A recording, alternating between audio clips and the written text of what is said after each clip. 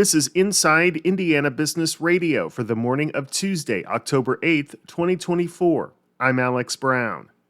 More than 1,000 Hoosiers are on the organ transplant list, and a startup at the Purdue Research Park is on a mission to help people waiting for a new kidney. 34 Lives CEO Chris Janes says the company's pump system can prolong the life of a donated kidney, which typically can only be out of the body for 20 hours. When we get the kidney here, we put it on one of our pumps. It's like a little life support machine, and we can use it to warm the kidney back up to body temperature. When it's warm, it starts working just like it was still inside the body. It's almost like we trick it. Last month, the company received a $44 million grant from the Advanced Research Projects Agency for Health to improve the system.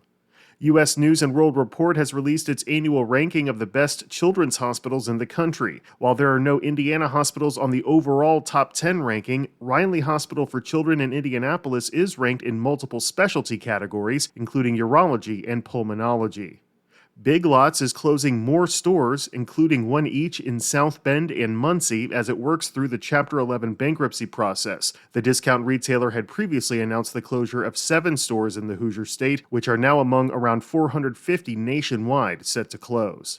From the number one source for Indiana business news, this is Inside Indiana Business Radio. IBJ Media, Inside Indiana Business, and the Indiana Economic Development Corporation invite you to the Engage Indiana series, presented by CareSource, Indiana University, and Old National Bank. With an unrelenting focus on growing Indiana's economy, we'll dive into each region's unique challenges and distinct opportunities for growth. 9 regions, 1 goal. Indiana's bold future starts here. Discover more and register at ibj.com/engage. India-based tech giant Infosys has a 3-story, 160,000 square foot building near Indianapolis International Airport, but the company is being tight-lipped about its plans for a more sprawling campus. IIB's Marek Mazurek has more. In November of 2018, Infosys broke ground on what it said would eventually be a $245 million, 140-acre campus with over 750,000 square feet of facilities, including a training center,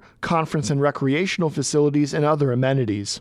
In that year, the company had only 150 Indianapolis employees working from One America's downtown tower.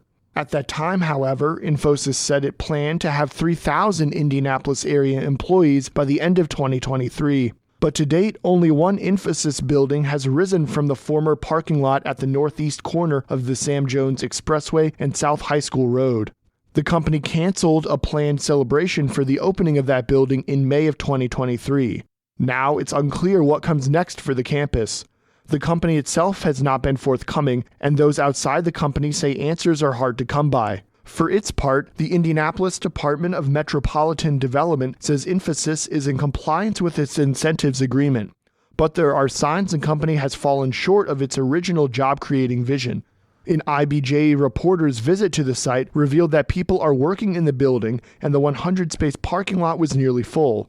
But traffic cones blocked the High School Road entrance and exit to the former airport parking garage that was renovated specifically for Infosys. 2 top Infosys officials did not respond to requests for comment from the IBJ.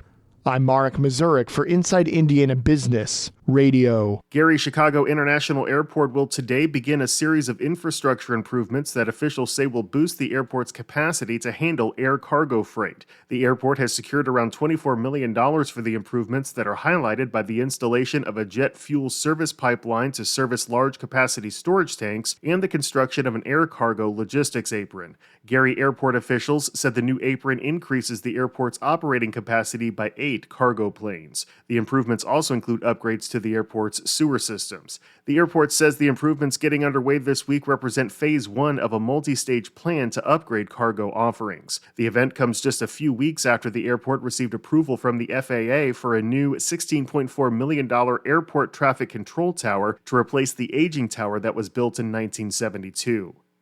Rose-Hulman Institute of Technology President Robert Coons is this week's guest on the Business and Beyond podcast with Gary Dick, presented by PNC, a weekly conversation with high-profile Hoosiers in business, sports, and entertainment, and beyond. Available now from your favorite podcast provider. I'm Alex Brown for Inside Indiana Business Radio on Demand.